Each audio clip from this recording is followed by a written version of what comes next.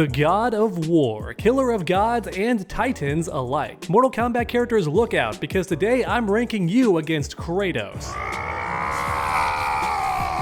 Arguably one of the most violent characters in video game history. But so are Mortal Kombat characters, so who can defeat him, who's getting destroyed, and who's getting romanced? That's right, old school God of War fans know what I'm talking about. Leave a like down below for Kratos and comment which character you want next. I say this in every video, but please don't skip to the end, hear me out, and listen to my reasoning, that way you're not confused at the end. I love reading comments and replying to comments, but I get tired of answering the same questions over and over again, so just watch the video, it's not that long. Without any further ado, let's begin.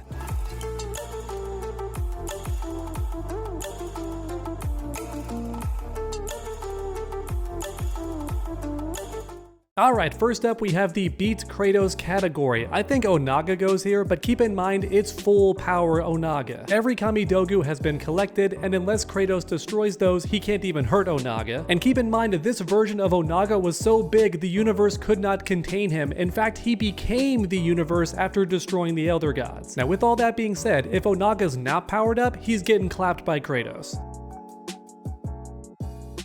Before moving on, let's put one more character in this tier. I think Garrus beats Kratos, mainly because he's always regenerating, so eventually he's gonna get the better of Kratos. Now with that also said, Kratos never stays dead either. The man's crawled out of hell more times than I can count on one hand, so that's fair enough, but I'm just saying that Garrus can beat Kratos. Not only is he unkillable, but the man's also very intelligent with millennia of experience, plus he can freeze time and just snap Kratos' neck or something. Garrus is so overpowered, but the writers just don't let him win. Alright, next up is the dies because god category. Kind of an inside joke, but also I do believe that being a god or a titan just guarantees you die against Kratos, because he's got too much experience in that field. You're going down. Which means for the first time in this series, Kronika is not going in the top row. Next up is Cetrion because she's a god, Shinnok is a god, Fujin's a god, Raiden's a god. All the gods are going up here, okay? Nobody is safe. Alright, I think that's every god, but don't forget about the demigods. They're going up here too, alright? They're getting clapped. If you're part god, you're gonna lose against Kratos, okay? It's just in his blood at this point. You're dying if you're part god. Alright, I think that's it for this row. Oh wait, I forgot the most important god of all.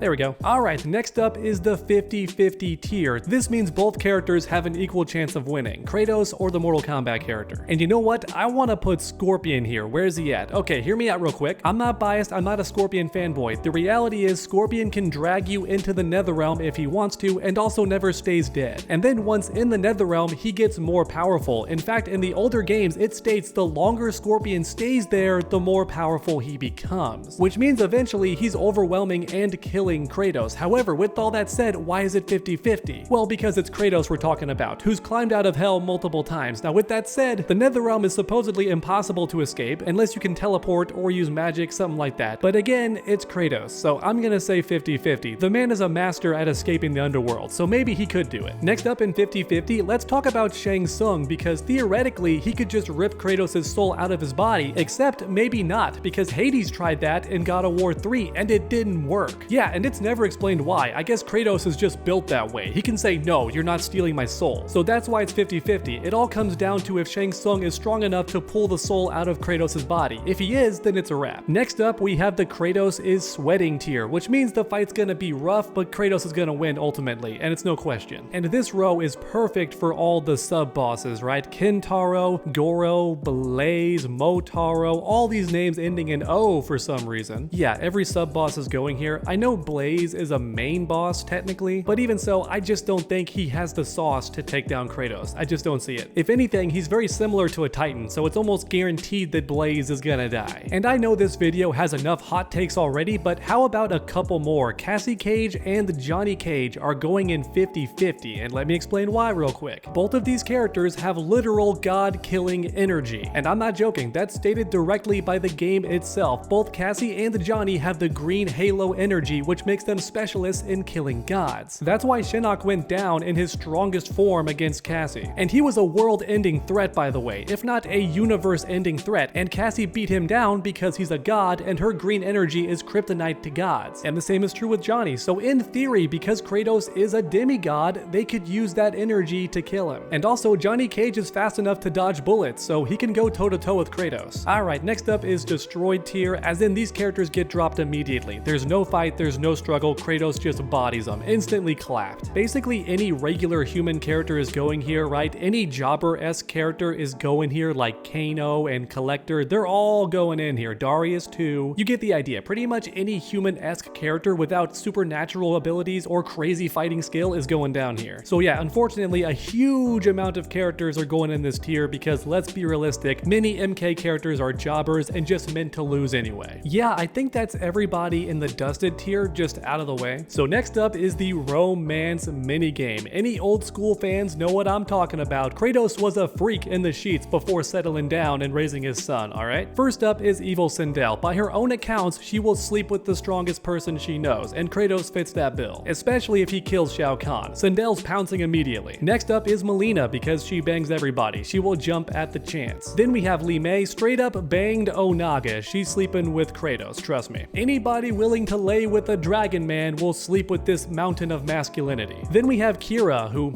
I just think she'd do that. I don't know why. The games never state it, but I just feel like she'd be about that. Then we have Tanya, who would sleep with Kratos to trick him later, 100%. Good Sindel is never sleeping with Kratos, alright, just get that out of the way. And neither is Chameleon, because she's a different species and wants to save her race, so there's no point in betting Kratos. Shiva, though, I think she'd absolutely be down, mainly because Kratos is so darn strong, and I think she'd respect that.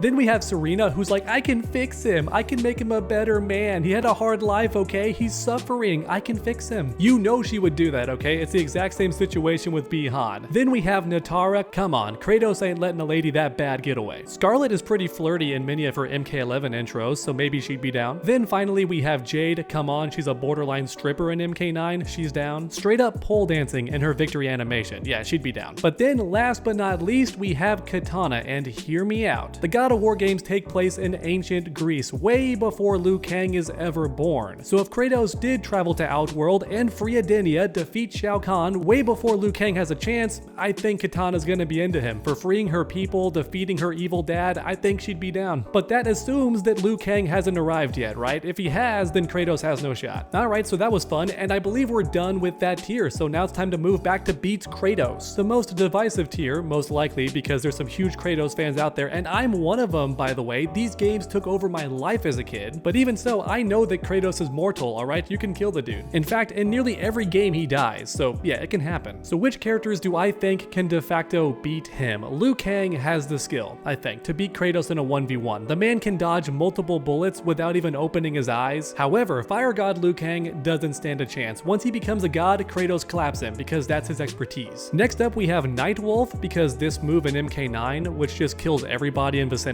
including Kratos. But next up is Ashura, and hear me out. This woman's weapon literally hurts people based on their sins. The more you sin, the more damage it does, and Kratos sinned a lot before having a change of heart, alright? So this weapon alone could destroy him, and also Ashura's a good fighter, plus the voodoo move, which could kill him without being anywhere near Kratos. So yeah, I think Ashura can make it happen. Anyone who skips to the end of the video is going to be super confused about this placement, but hey, that's their fault. Next up, we have Shujinko at full power, who's mastered every fighter's ability and got stronger and just has all their energy within him. That guy is clapping Kratos, there's no question. And then finally, last but not least, we have Aaron Black, and hear me out. This fight only goes Aaron's way because he's a coward and using a sniper rifle or something. Durable as Kratos is, he's not surviving a high caliber sniper round from really far away, and he's not going to be able to hear it because the bullet travels faster than sound itself, which means, yeah, I think this fight's over because Kratos is vulnerable to getting pierced. We've seen that in the games over and over again. In fact, Aaron Black could just aim for the scar in his stomach, which is super vulnerable. So yeah, ironically enough, I think Aaron Black can win. So next up is the 50-50 category. Good Sindel is going here. She's a very powerful warrior with tons of magic, but she's not gonna win, I don't think. Unless we're talking MK9 powered up Sindel, but I want to stick with midway Sindel because that's the picture here. Then we have Cyrax and Sector. I know that Kratos is super powerful and just a Chad all around, but realistically, what's he gonna do against missiles and other crazy stuff like that? How's he gonna survive? I mean, maybe he could do it, that's why it's the 50-50 tier, but I'm just saying Cyrax and Sector have a chance because Kratos is not hyper durable. Oh yeah, next up is Ermac, and we're talking Ermac from the Midway era. That Ermac took on the strongest Earthrealm warriors at once and barely broke a sweat, plus he has telekinesis, so realistically, what's Kratos gonna do to get close? He's gonna get snagged and then exploded. Because honestly, that's what should happen against 99% of people that challenge Ermac, but the writers hold him back. Next up is Quan Chi, and hear me out, this man can take control of you and make you hurt yourself, and Kratos is so strong that I bet he could kill himself in one move. So that's why it's 50-50. If Kratos gets around and dodges Quan Chi to get close, I think he's winning, but if Quan Chi snags him with that mind control, it's over, it's a wrap. Real quick, I'm staring at Cabal. He's going in the Kratos sweats because Kratos defeated Hermes, who's also got super speed, but it wasn't an easy fight. Next up, real quick, let's talk about Sub-Zero because I lost count of how many times Medusa froze me and then shattered me in the God of War games. So I know for a fact that Kratos is very vulnerable to being shattered after being frozen, okay? And Sub-Zero could do exactly that, so it's going in 50-50. Then finally, we have Noob Saibot. His portals, I feel, could instantly clap Kratos. Make a portal, pull him down, close it, Kratos is dead. Like, that's a wrap, GG. Kratos is powerful, but his durability does not scale with his strength, so I think this could kill him. Oh wait, snap, I forgot one more character. So Absolute Form Shao Kahn with the Soul NATO, I do think beats Kratos. He's just too powerful, way too durable, and also he knows soul magic, just like Shang Tsung. In fact, he taught Shang Tsung, so arguably Shao Kahn's soul stealing is even better, which means put all that together, and I think that Shao Kahn wins. And yeah, I think that's it, except for the Kratos sweats tier. Let's put everybody in there real quick, and then I'll snap my fingers and arrange them. Okay, everyone is placed on the tier list. Now it's time to organize them.